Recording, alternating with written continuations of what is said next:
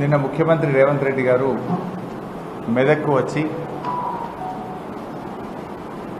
కాయగొరుకుడు మాటలు మాట్లాడి తప్ప ఒక్కటన్నా మెదక్కు పనికొచ్చే మాట మాట్లాడలేదు. ఆయన నిలబడ్డ మెదక్ రామ్దాస్ చౌరస్తానే కేసీఆర్ మెదక్ ఏం చేసిండో అని చెప్పడానికి ఒక సాక్ష్యం. నీ కాంగ్రెస్ హయాంలో రామ్దాస్ చౌరస్తా ఎట్లుండే, ఇవాళ రామ్దాస్ చౌరస్తా ఎట్లున్నది? నువ్వు నామినేషన్ వేసిన కలెక్టరేట్ ఎక్కడిది? అసలు మెదక్ జిల్లా ఎవరు చేసిండ్రు? నువ్వు నామినేషన్ వేసిన ఆ కలెక్టరేట్ బిల్డింగ్ ఎవరు కట్టిండ్రు మిస్టర్ రేవంత్ రెడ్డి అని నేను అడుగుతా ఉన్నా. కనబట్టలేదా?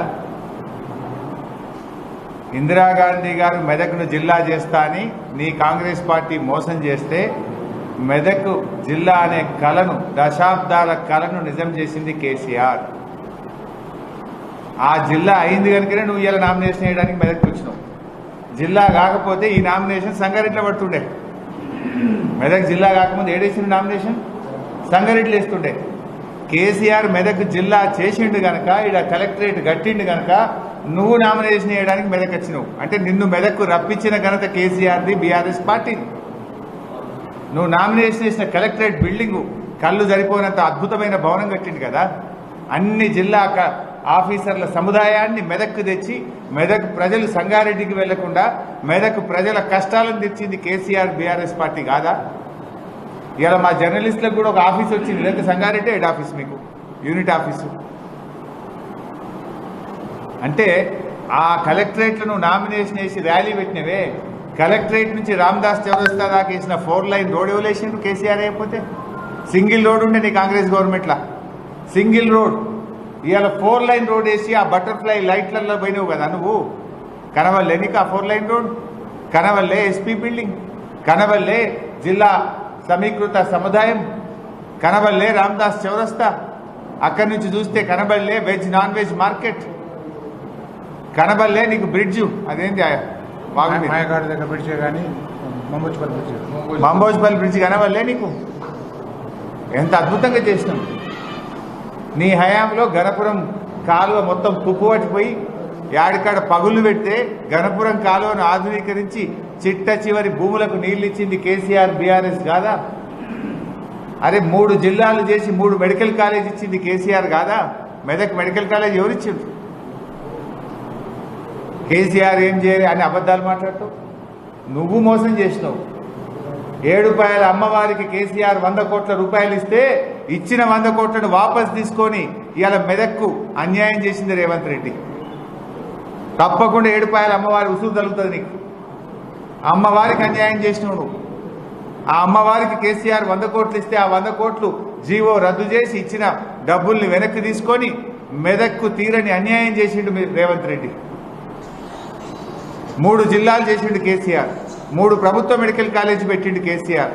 మెదక్కు రైలు రావడానికి రాష్ట్ర ప్రభుత్వ ఖజానా నుంచి డబ్బులు ఇచ్చి రైల్వే అధికారులతో మాట్లాడి 100 కోట్ల రూపాయలు రాష్ట్ర ప్రభుత్వం నుంచి ఇస్తే ఇవాళ మెదక్కు రైలు వచ్చింది. మీరు పట్టించుకోలే. మెదక్ రైలు వచ్చిందంటే కేసీఆర్ 100 కోట్ల రూపాయలు ఇచ్చి భూసేకరణ చేసి శ్రద్ధ పెడితే ఇవాళ కేసీఆర్ కృషితో మెదక్కు రైలు వచ్చింది. ఈ మెదక్ పార్లమెంట్లో యూనివర్సిటీలు వచ్చినాయన్నా, రైళ్లు వచ్చినాయన్నా ఇది కేసీఆర్ కృషి. ముఖ్యమంత్రి గారి వ్యవహారం ఏంటంటే ఓ నెత్తి కత్తి లేనట్లు. ఎటువంటి అంటే ఇక్రిసాట్ ఇందిరాగాంధీ తెచ్చింది అంటాడు. ఇక్రిసాట్ ఎవరు తెచ్చిండ్రు? ప్రధానమంత్రిగా ఆనాటి ప్రధానమంత్రి చరణ్ సింగ్ గారు ఇక్రిసాట్కు శంకుస్థాపన చేశారు. చరణ్ సింగ్ గారు ఇక్రిసాట్ ఇస్తే నువ్వు ఇందిరాగాంధీ ఇచ్చిందని అబద్ధం ఆడుతుంది. బిహెచ్ఎల్ కూడా ఇందిరాగాంధీ ఇచ్చిందంటివి. ఇందిరాగాంధీ పోటీ చేసింది ఎప్పుడే మెదక్లా? 1980. బిహెచ్ఎల్ ఎప్పుడు వచ్చింది? 1952. 1952 వచ్చింది. వీళ్ళ నాయన 1970, వీళ్ళ అన్న 1977లో బిహెచ్ఎల్ ఉద్యోగి. మరి ఇందిరాగాంధీ వచ్చింది 1980. వీళ్ళు అంటాడు బిహెచ్ఎల్ కూడా ఇందిరాగాంధీ వచ్చిందంట. ఇక నోటికి మొక్కాలు అబద్ధాలు ఆడడంలో ఏదైనా అవార్డు ఇస్తే ఆస్కార్ అవార్డు మన రేవంత్ రెడ్డి గారికి వస్తుంది ఫస్ట్. బిహెచ్ఎల్ మొదలు పుట్టిందా? ఇందిరాగాంధీ మొదలు పోటీ చేసింది. అయినా ఏది పడితే అదేనా? ఇక అబద్ధాలు ఆడితే ఏమన్నా మాట్లాడితే ఉరికిచ్చి కొడతా, బొంద పెడతా, పేగులు మెడలు వేసుకుంటా, మానవ బాంబులైతా, కనుగుడ్లతో ఆడుకుంటా, పీక్తా ఏక్తా అంటే ముఖ్యమంత్రి కుర్చీలో కూర్చుంటూ మాట్లాడే మాటలా? ఇవేనా నువ్వు మాట్లాడాల్సింది? ఏం పోయే కాలం ఇది? పద్ధత? ఇది సంస్కారమా? హామీల గురించి అడిగితే నువ్వు హెచ్చరికలు చేస్తూ ఉంటావు, అక్రమ కేసులు పెడతా ఉంటావు. అసెంబ్లీ ఎన్నికల్లో 100 రోజుల్లో మీరు చేస్తామన్న హామీలు ఏమైనాయి అని ఇలా ప్రజలు అడుగుతున్నారు. ప్రధాన ప్రతిపక్ష పార్టీగా మేము అడుగుతా ఉన్నాం. గది అడుగుతా నువ్వేమంటావు? ఉరికిస్తా, బొద్ద పెడతా. ఇదేనా రేవంత్ రెడ్డి గారు మాట్లాడేది? చేతనైతే నువ్వు ప్రజలకు ఇచ్చిన హామీల మీద సమాధానం చెప్పు. నువ్వు ఏమన్నావు ఆ రోజు? డిసెంబర్ 9వ తారీఖు నాడు రుణమాఫీ చేస్తా అని చెప్పినావా లేదా? వీడియో చూపించమంటావా? మాట తప్పినవు. ఈ రాష్ట్రంలో 60 లక్షల మంది రైతులకు చెంపలేసుకొని క్షమాపణ చెప్పు ఫస్ట్. నువ్వు 9 తారీఖు చేస్తా అని చేయలేదు, 100 రోజుల్లో చేస్తా అని చేయలేదు. ఇప్పుడు కొత్త నయా నాటకం ఆడుతున్నావు. ముందు క్షమాపణ చెప్పు. నేను అబద్ధం ఆడినా, 100 రోజుల్లో చేస్తా అని చేయలేకపోయినా అని తెలంగాణ సమాజానికి, రైతాంగానికి క్షమాపణ చెప్పు ఫస్ట్. అసలు నువ్వు మాట మీద నిలబడతావా? కొడంగల్లో ఓడిపోతే రాజకీయ సన్యాసం తీసుకుంటా అన్నావు వెనకట, తీసుకున్నావా నువ్వు? మాట తప్పడం నీ నైజం, అబద్ధాలు మాట్లాడడం నీ నైజం. ఏ రోజు మాట మీద నిలబడ్డావు నువ్వు? వెంకటరామరెడ్డి గారిని పట్టుకొని ఎక్కడి నుంచో వచ్చిండు అంటాడు.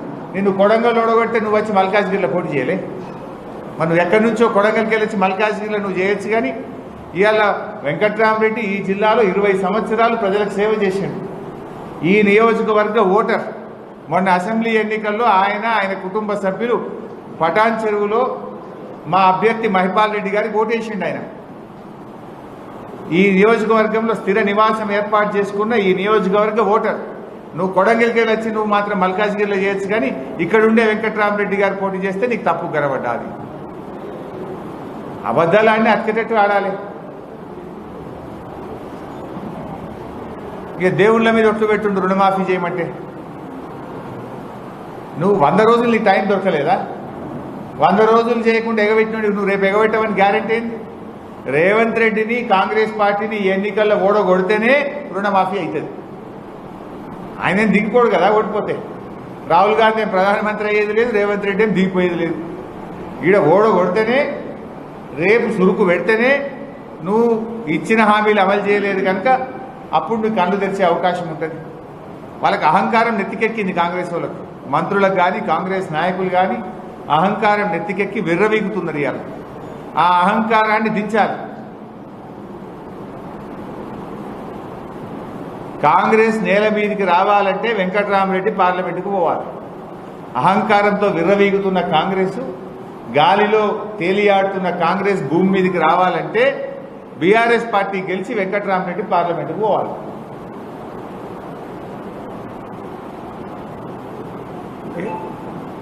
నా ఎత్తు గురించి మాట్లాడే అవసరం ఆమె. మెదక్లో మీరు అంత ఉన్నారు కదా, రామదాస్ చౌరస్తాలో హరీష్ రావు ఇంత ఎత్తున్నాడు, ఇంత పొడుగు ఉన్నాడు. నా ఎత్తుతో ఏం పని నీకు? నా ఎత్తు కాదు కదా, రైతులు పడుతున్న తిప్పల గురించి ఆలోచించు నువ్వు. నేను ఇవాళ కొనిగండ్ల రామాయణపేటకి వెళ్ళి రాగా తొనిగండ్ల వడ్ల మార్కెట్కి పోయినా. ఏం చెప్పిరే వాళ్ళు? 1వ తారీఖు నాడు వడ్ల కొనుగోలు కేంద్రాలు స్టార్ట్ చేస్తామన్నారు. ఇవాళ ఎంత? 21వ తారీఖు. 21 రోజుల్లో ఒక లారీ పోయిందా? ఒక కుప్ప కొన్నావా? ఒక రైతు 18 రోజులు వేస్తాను ఇక్కడ వండుకోబట్టి అంటుండు. సిద్ధయ్య అనే ఒక రైతు, ఇంకొక మహిళా రైతు 18 రోజులే బిడ్డ మేము ఇక్కడ వండుకోబట్టి అన్నది కుప్పల కాడ. 18 రోజులైనా ఒక కుప్ప కొనే దిక్కులేదు. ఇంకొక రైతు ఎవరో మాట్లాడిండు అక్కడ. ఏమని? నాటి బీఆర్ఎస్ ప్రభుత్వ హయాంలో వానబడి మొలకలెత్తిన వడ్లు కూడా కొన్నారు సార్. ఇప్పుడు గలగలలాడుతున్నాయి వడ్లు, ఎండకు ఎండి కొంటలేరు. 18 రోజులే ఆయన ఇక్కడ వండుకోబట్టి అనబట్టి. ఇంకా రైతుల తిప్పలు చూడవే అంటే హరీశ్రావు ఎత్తు గురించి మాట్లాడుతాంటాడు. నా ఎత్తుతో నేను నీకేం పని, ప్రజలకేం పని? నేను పొడుగుంటేంది, పొట్టిగుంటేంది? నీవు ఇచ్చిన హామీలు అమలు చేయి. నువ్వు గా వడ్లు కొనేది చూడు, రైతులు తిప్పలు పడకుండా చూడు. రాళ్ళు పడి రైతులంతా పంటలు ఖరాబ్ అయినాయి, మామిడి తోటలు రాలిపోయినాయి, బాధపడుతున్నారు, పరామర్శించు. నీకు టైం దొరకలేదు.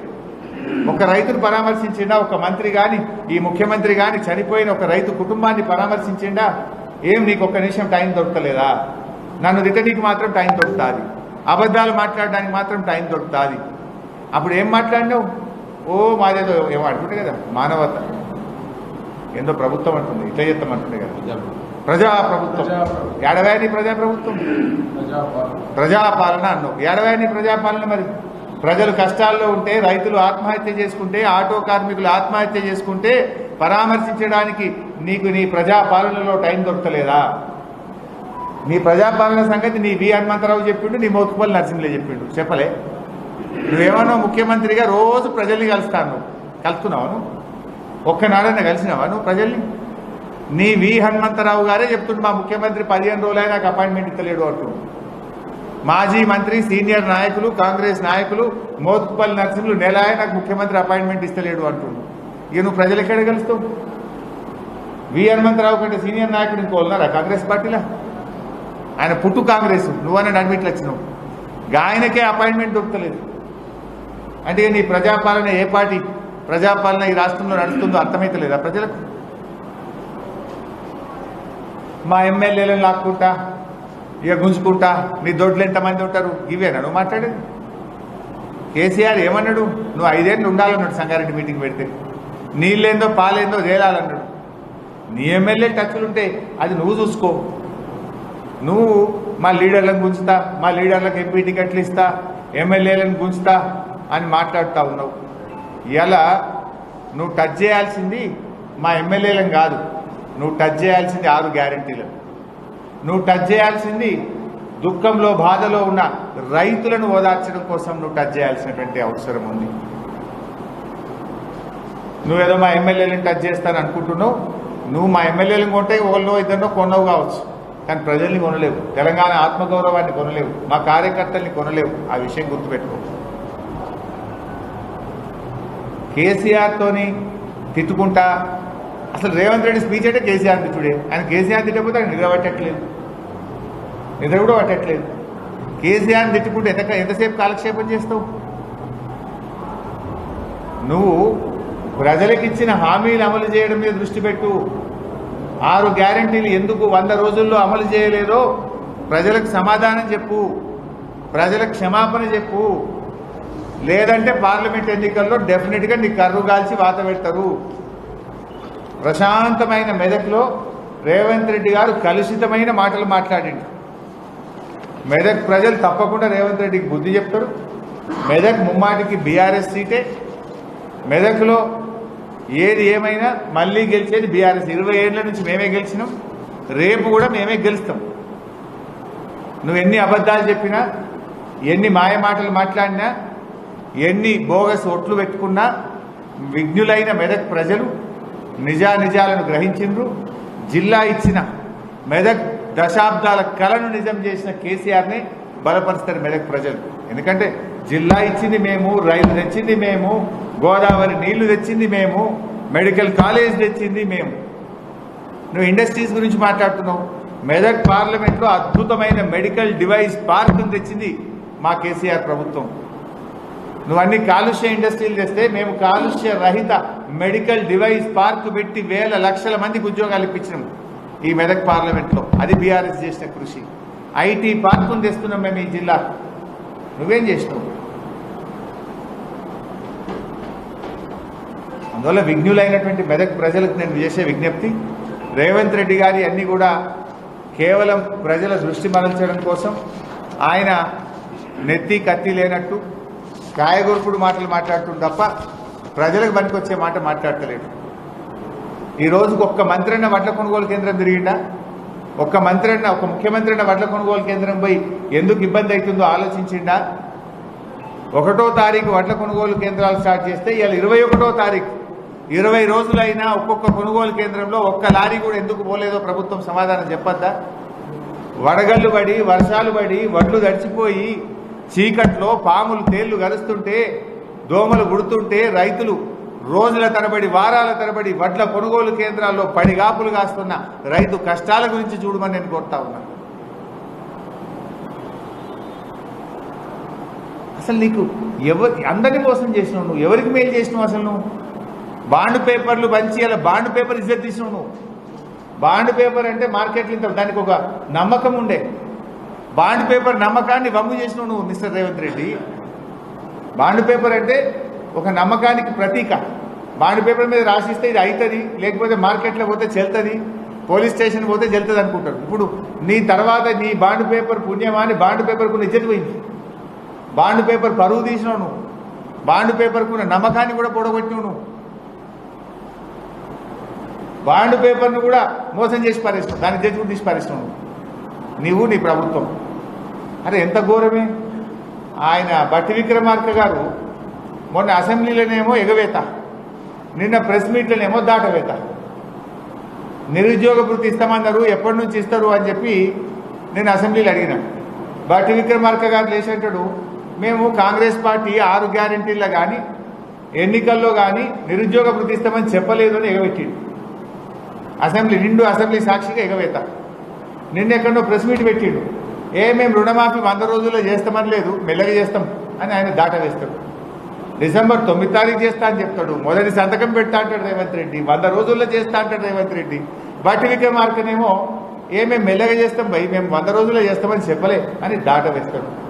అంటే కాంగ్రెస్ అంతా ఎగవేత దాటవేత. నిరుద్యోగ భృతిపై ఎగవేత, రుణమాఫీపై దాటవేత. పోటీ పడుతురు రేవంత్ రెడ్డి బట్టి విక్రమార్క. అబద్ధాలు ఆడుట్లా ఆయనకంటే నేను ఎక్కువ అబద్ధాలు ఆడాలి, ఆయనకంటే నేను ఎక్కువ అబద్ధాలు ఆడాలి. ఇదేనా మీరు? అబద్ధాల పోటీ పట్టాలి.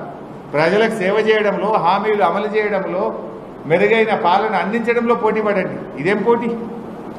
Thank you.